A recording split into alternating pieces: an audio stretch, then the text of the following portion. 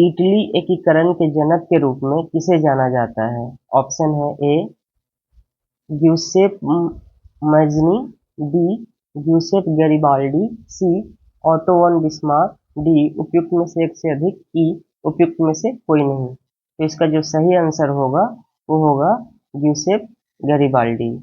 एक जनरल थे सेना में और इन्होंने इटली के एकीकरण में महत्वपूर्ण भूमिका निभाई। 21 नंबर क्वेश्चन, एएसआई के पहले निदेशक कौन थे? Who was the first director of ASI? Option है R D Banerjee, B John Marshall, C Alexander Cunningham, D उपयुक्त में से एक से अधिक, ई उपयुक्त में से कोई नहीं। तो इसका जो सही आंसर होगा वो आपका सी होगा, Alexander Cunningham. Next question, Australia में किस नीति के कारण आदिवासी बच्चों को उनके परिवारों से व्यवस्थित रूप से निकाला गया? क्वेश्चन कर रहा है कि कौन सी नीति थी वो ऑस्ट्रेलिया की। ऑप्शन ए मूल शीर्षक अधिनियम, बी आत्मसात नीति, सी श्वेत ऑस्ट्रेलिया नीति, डी उपयुक्त में से एक से अधिक, ई उपयुक्त में से कोई नहीं। तो इसका जो सही आंसर होगा वो होगा आत्मसात नीति, एसिमिलेशन पॉलिसी बोलते हैं। किस घटना ने खिलाफत आंदोलन के लिए उत्प्रेरक का काम किया? तो देखिए, खिलाफत आंदोलन बेसिकली क्या था कि ये 1919 में शुरू हुआ। इसके ऑप्शन है वर्साई की संधि, बंगाल का विभाजन, सी जालियांवाला बाग, उपयुक्त में से एक से अधिक, ई उपयुक्त में से कोई नहीं। तो जो खिलाफत आंदोलन था बेसिकली क्या था, वर्साई की संधि जो थी प्रथम विश्व युद्ध के बाद हो रही थी, उसी में एक था सेब्रे की संधि, सेब्रे की संधि जो टर्की के साथ हो रही थी, तुर्की के साथ, ठीक है। और जो वहां के खलीफा थे, कैलिफेट, उनको मतलब विश्व के इस्लामिक धर्म को मानने वाले लोग उन्हें अपना धार्मिक गुरु प्रतीक के रूप में मानते थे। तो अगर हम सही तरीके से जाए तो सेब्रे की संधि होगी, इसलिए सही होगा उपयुक्त में से कोई नहीं। 24 नंबर क्वेश्चन, 1916 के लखनऊ सत्र के दौरान भारतीय राष्ट्रीय कांग्रेस के अध्यक्ष कौन थे, जहां कांग्रेस लीग समझौते पर हस्ताक्षर किया गया? तो देखिए, 1916 में लखनऊ सत्र, तो भारतीय राष्ट्रीय कांग्रेस के अध्यक्ष कौन थे? कांग्रेस लीग समझौता। तो यहाँ 3 क्वेश्चन बनेंगे। कांग्रेस लीग समझौता किस ईस्वी में हुआ? तो 1916 में। कहाँ हुआ? तो लखनऊ में हुआ। अब है उस समय के अध्यक्ष कौन थे? तो देखिए, ऑप्शन है अंबिका चरण मजूमदार, बी बाल Gangadhar Tilak, see Annie Besant, D उपयुक्त में से एक से अधिक, ई उपयुक्त में से कोई नहीं। तो देखिए, इसका सही आंसर क्या होगा? अंबिका चरण मजूमदार। बेसिकली जो कांग्रेस और लीग के बीच में समझौता हुआ, उसमें बाल गंगाधर तिलक और एनी बेसेंट दोनों का महत्वपूर्ण योगदान था। दोनों ने ही जोड़ने का काम किया था, ठीक है।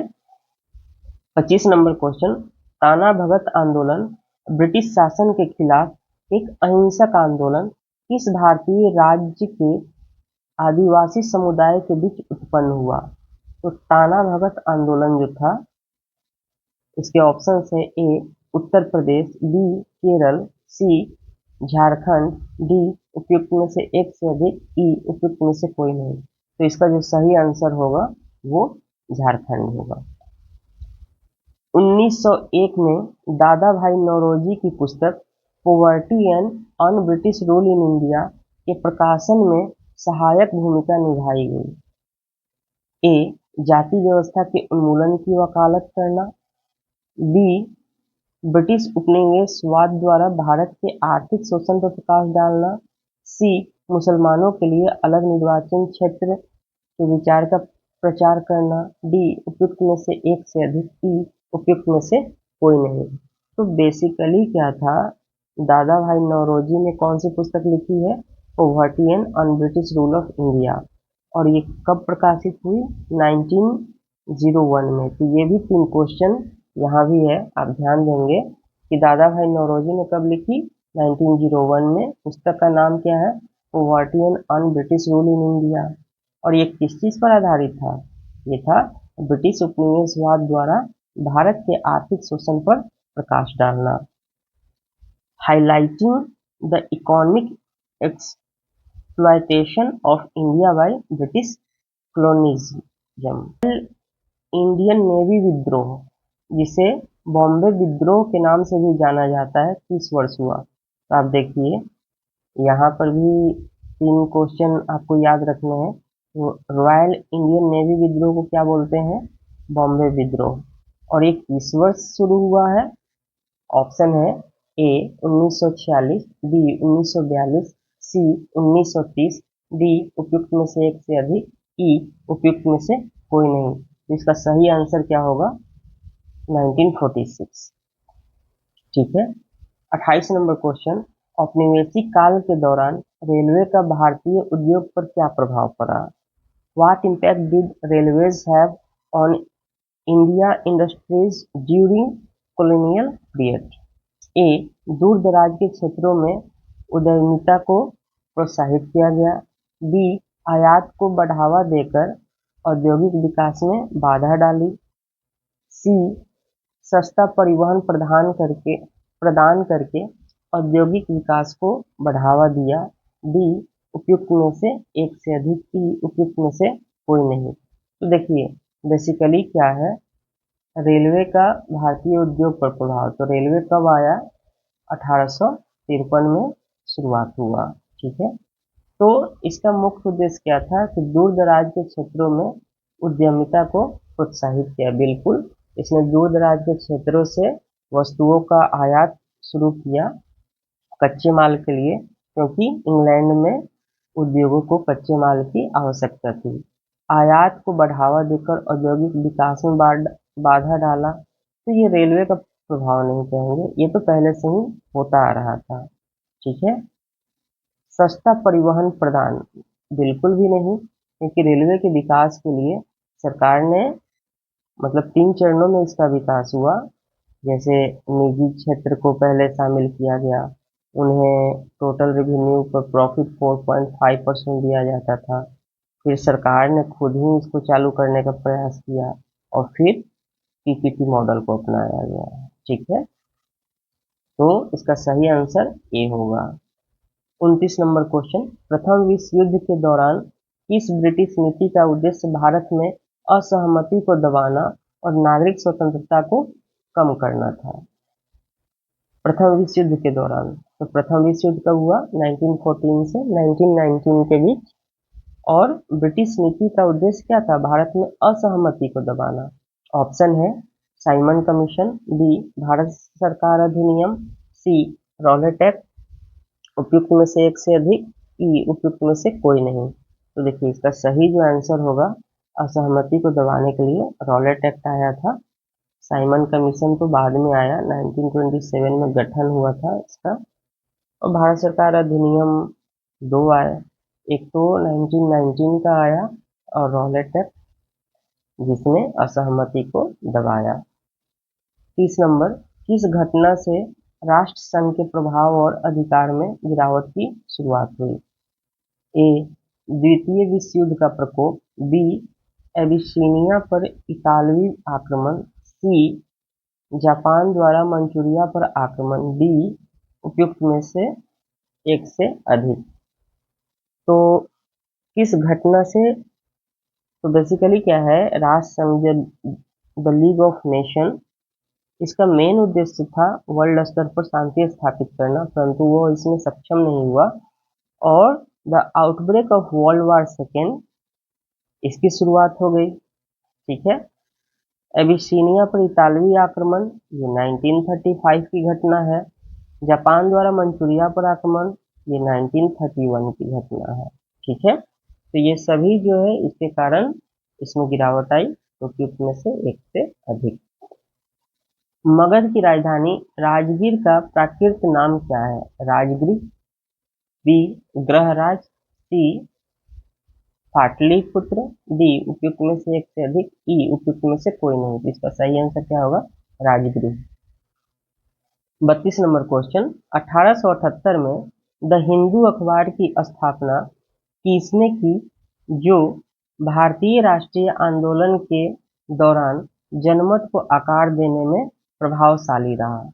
ऑप्शन ए है V Raghavachari, B G Subramaniam Iyer, C Mahatma Gandhi, D उपयुक्त में से एक से अधिक, ई उपयुक्त में से कोई नहीं। तो इसका सही आंसर क्या होगा? जी सुब्रमण्यम अय्यर। 33 नंबर क्वेश्चन देखते हैं, 1776 में थॉमस पेन द्वारा किस प्रभावशाली पैम्पलेट्स के प्रकाशन ने अमेरिकी उपनिवेशवादियों के बीच स्वतंत्रता के लिए समर्थन जुटाने में मदद की? तो थॉमस पेन एक थिंकर थे, उन्होंने एक पैम्पलेट का प्रकाशन किया और वो पैम्पलेट का नाम क्या था? स्वतंत्रता की घोषणा, बी द फेडरलिस्ट पेपर्स, सी सामान्य ज्ञान, उपयुक्त में से एक से अधिक, उपयुक्त में से कोई नहीं। तो स्वतंत्रता की घोषणा, डिक्लेरेशन ऑफ इंडिपेंडेंस, उन्होंने पैम्पलेट के रूप में प्रकाशित किया था। यूरोप में 1848 की क्रांतियां मुख्यतः निम्न मांगों से प्रेरित थी। ए धार्मिक स्वतंत्रता और सहिष्णुता, बी आर्थिक समानता और समाजवाद, सी राजनीतिक सुधार और लोकतंत्र, डी उपयुक्त में से एक से अधिक और ई उपयुक्त में से कोई नहीं। तो देखिए 1848 की क्रांति जो यूरोप में हुई वो मुख्यतः इन सभी मांगों से प्रभावित हुई।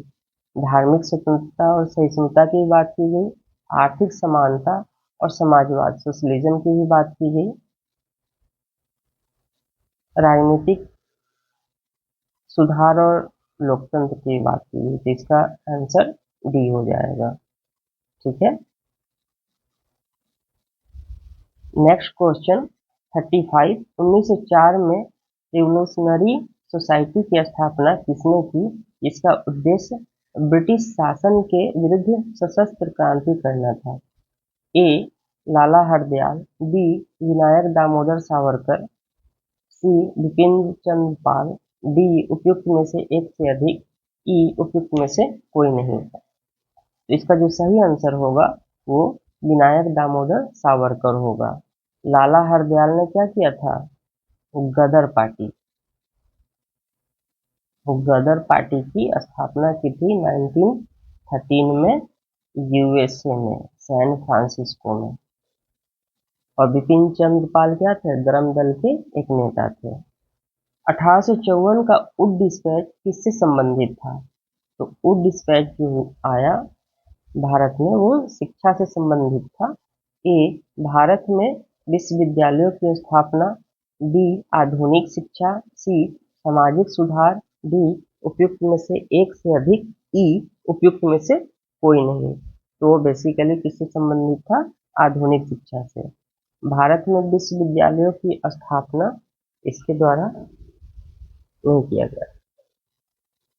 37 नंबर, उत्तर वैदिक काल के दौरान रचित किस प्राचीन भारतीय ग्रंथ में दार्शनिक भजन और ब्रह्मांड विज्ञान और नैतिकता पर चर्चाएं शामिल है? उत्तर वैदिक काल की बात की जा रही है। ठीक है, ड्यूरेशन कौन सा है? ड्यूरिंग द लेटर वैदिक पीरियड। ठीक है, ए यजुर्वेद, बी उपनिषद, सी ऋग्वेद, डी उपयुक्त में से एक से अधिक, ई उपयुक्त में से कोई नहीं। तो ऋग्वेद जो लिखा गया है वो अर्ली वैदिक पीरियड में लिखा गया है, 1500 से 1000 के आसपास। ठीक है, और जो भी लिखे गए सामवेद, यजुर्वेद वगैरह ये सब लेटर वैदिक पीरियड में लिखा गया। लेकिन दार्शनिक भजन और ब्रह्मांड विज्ञान और नैतिकता की चर्चा उपनिषद में की गई है। भारत में पहली सूती कपड़ा मिल किस वर्ष स्थापित की गई? ए 1861, बी 1818, सी 1854, उपयुक्त में से एक से अधिक और उपयुक्त में से कोई नहीं। 1854 में सूती कपड़ा मिल बंगाल में लगाया गया था, रिसरा में। 1970 की क्रांति के दौरान बोल्शेविकों का नारा क्या था? ए. दुनिया के मजदूरों एक हो जाओ, workers of the world unite. B. स्वतंत्रता, समानता, भाईचारा, लिबर्टी, इक्वालिटी, फर्टिनिटी। सी. शांति, भूमि, रोटी, पीस, लैंड, ब्रेड। डी. उपयुक्त में से एक से अधिक। ई. उपयुक्त में से कोई नहीं। तो दुनिया के मजदूरों एक हो जाओ, यही इसका सही आंसर होगा। और ये जो नारा था वो फ्रेंच रिवॉल्यूशन का था, मतलब फ्रांस की क्रांति का। और वो कब हुआ? 1789 में। ठीक है। 40 नंबर क्वेश्चन। 19वीं सदी के अंत में वर्तमान मेघालय के गारो हिल्स क्षेत्र में ब्रिटिश अधिकारियों के खिलाफ आदिवासी विद्रोह में कौन सा आदिवासी नेता शामिल था? ए. टिकेंद्रजीत सिंह। बी. जदुनाथ शर्मा। सी. रानू गंडिल्लियो। डी. उपयुक्त में से एक से अधिक। ई. उपयुक्त में से कोई नहीं। तो इसका जो सही आंसर होगा वो जदुनाथ शर्मा भी थे और रानी गैंडिलियो भी शामिल थी, क्योंकि जदुनाथ शर्मा की बहन ही रानी गैंडिलियो थी। ठीक है, इसका सही आंसर क्या होगा? डी. उपयुक्त में से एक से अधिक। तो यहीं पर हिस्ट्री का यह सेशन खत्म होता है, फिर नया सेशन हम लेकर आएंगे। ठीक है, तो आप लोग देखिए, चैनल को सब्सक्राइब कीजिए, लाइक कीजिए। ठीक है, धन्यवाद।